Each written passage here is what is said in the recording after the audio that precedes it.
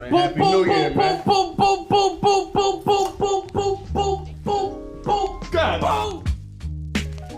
Over the past few years, the landscape of hip-hop has been drastically changing, led by the charge of Griselda Records. Westside Gunn, Conway the Machine, and Benny the Butcher have reshaped the idea of what popular hip-hop looks like going into its sixth decade, ushering in a new movement that rewards realness and authenticity over conformity and clout chasing. Griselda now has almost a dozen members, but the brand is a product of the genius mind of one man, Westside Gunn. Gunn, his brother Conway, and their cousin Benny the Butcher were born and raised in Buffalo, New York, a city that's known for decades of violent crime and gang violence. The three of them, along with Benny's brother Machine Gun Black, also known as Sheen Gun, were in a crew back in their high school days called the Forerunners, and they all started their rap careers in the early 2000s, forming another crew in that decade called Street Entertainment.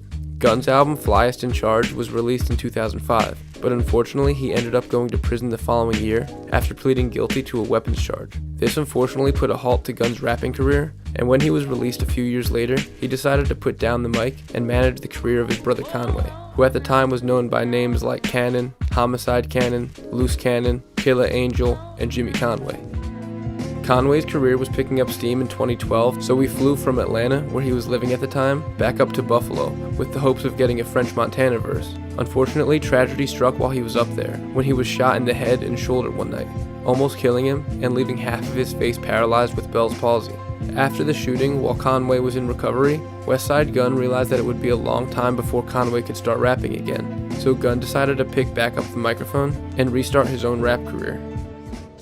At the time, Gunn says that he hadn't rhymed for the past 6 or 7 years before that, but any rust he had didn't show when he released Hitler Wears Hermes in October of 2012, a mixtape that unofficially starts off the Griselda run that is running hip-hop today.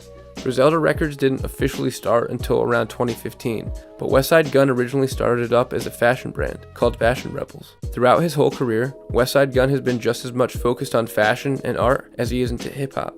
His whole image is about crossing high-class art with what society deems as lower-class imagery. He has a mix of designer clothes and streetwear in his wardrobe. His obsession with art is just as much about the work inside the gallery as well as the graffiti on the wall outside, and this all translates to his music. His ear for production is pristine, always setting the backdrop for his songs as a scene of luxury, but his rap style is the complete opposite, lyrically detailing a life of crime with his unusually high voice that can be almost immediately off-putting to the listener. And on top of this, possibly what he's most known for, his ad-libs, which range from onomatopoeia gun sounds to this sort of annoying crooning, oftentimes overshadows the actual words in his verses. But for some reason, it just all makes sense. This set of ingredients that Westside Gunn has perfected is one of my favorite things in hip-hop right now, and has given us numerous classic records over the past few years. His style may be an acquired taste for some, but once you get into it, there's no turning back.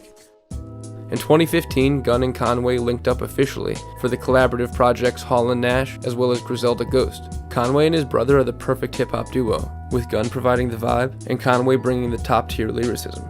Griselda is named after the infamous Colombian drug lord Griselda Blanco, who is known as La Madrina, the Black Widow, and the Cocaine Godmother. Her notorious legacy is perfect for the image and reputation that Gunn and company have built. While a few of the other projects I've mentioned might technically be the first few albums under Griselda Records, Conway's 2015 album Reject 2 is where Griselda became fully formed. The album, which features some of the best rapping of the decade, is executive produced by Westside Gunn and is fully produced by Daringer. I know I haven't mentioned him much in this video yet, but it cannot be understated how important Daringer is to the style and success of Griselda. Daringer has been producing in the Buffalo scene since around 2005, and started working with the Griselda boys way back on Hitler Wears Hermes 1. As what often happens with producers, it seems that Daringer doesn't often get enough credit when talking about the Griselda movement. But don't get it twisted, he is just as important, if not more important than the other three members.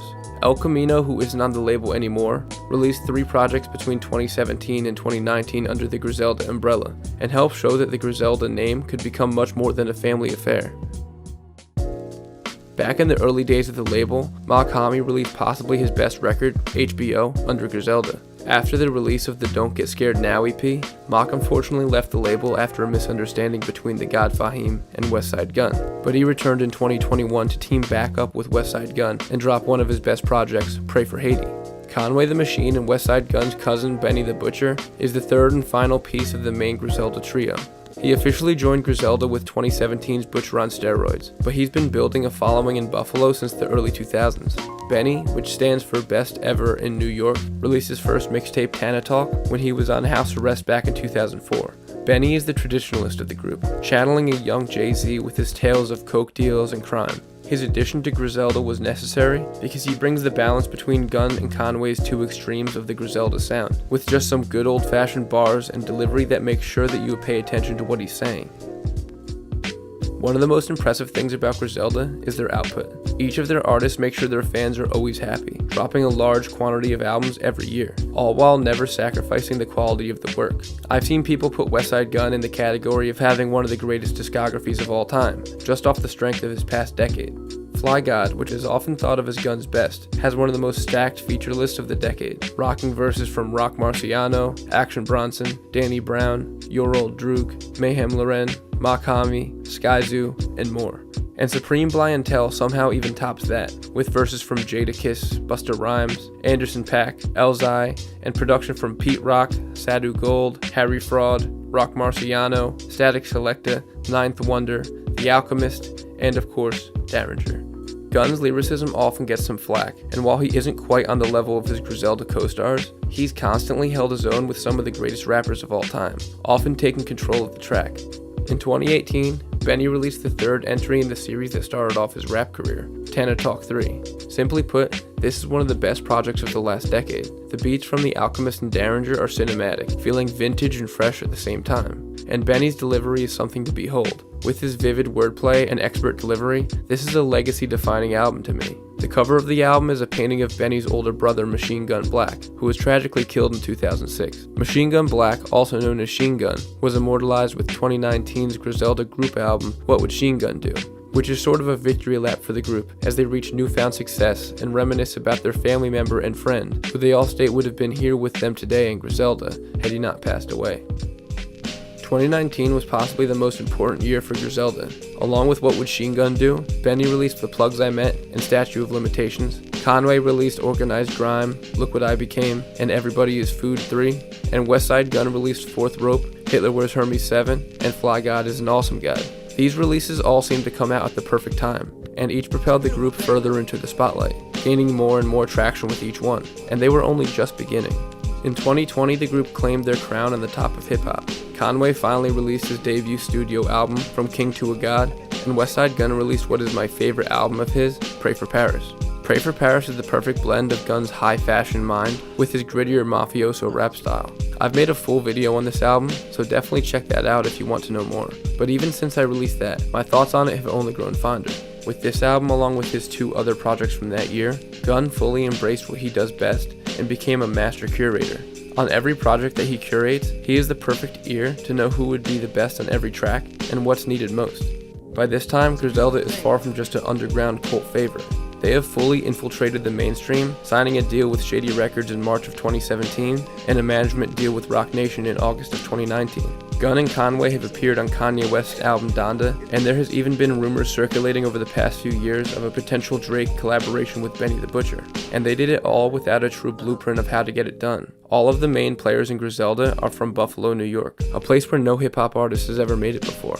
To find a musician who really broke through from Buffalo, you have to go all the way back to Rick James. The legacy of Griselda is far from over. Over the past few years, they have steadily been building up the roster, and now looking at it, they probably have the most talented crop in all of hip-hop right now. Keisha Plum is another important part of the Griselda sound, blessing many of the label's classic albums over the years with her one-of-a-kind spoken word poetry. And since 2020, Griselda has added the monotone mastery of Boldy James, the up-and-comer from Atlanta YN Billy, the First Lady of Griselda Armani Caesar, one of rap's 2021 MVP candidates Rome Streets, and also has enlisted the artist who I feel is the future of the underground, in Stove God Cooks. Since the start of their careers, Griselda has done nothing but continue to grow and change the culture with them, and they have shown no signs of slowing down. Conway is set to release his latest album, God Don't Make Mistakes, later this month. Benny has Tana Talk 4 coming out very soon, and if history is any indication, then Griselda probably has at least a half dozen other projects coming our way this year too. Westside Gunn and Griselda aren't the creators of this wave. That title would probably go to Roc Marciano, but they certainly are the ones who helped propel this movement into a new stratosphere. They already have music with Kanye and J. Cole, and I wouldn't be surprised if they had songs with Nas, Jay-Z, Drake, and Kendrick before the end of the year. People are always arguing who's the best rapper in Griselda, and who has the best discography, and there's really no right answer. They all are incredible, and each bring their own unique flavor to the table. So as long as Griselda is making music, I'm gonna sit back and be grateful that I get to experience this in real time. In 20 years, when we look back and talk about what was the most important thing in hip-hop in the early 2020s, we aren't gonna be talking about Gunna or DaBaby, we're gonna be talking about Griselda. Thank you so much for watching, everyone. I've been wanting to make this video for a while now, so I hope you guys enjoyed it. As always, if you did like the video and want to leave a like and subscribe to the channel, that is always appreciated. Let me know down in the comments who was your favorite member of Griselda and what is your favorite Griselda album. Thank you to all the producers who provided beats for this video. I'll put all their information in the video description, so definitely check them out. Make sure to follow me on Twitter and Instagram if you want to see more, or if you want to talk about music in any way. My DMs are always open, so feel free to hit me up. If all goes well, I should have videos on Master Ace and the God Fahim coming at you very soon, plus a lot more, so definitely be on the lookout for that. Thanks for watching.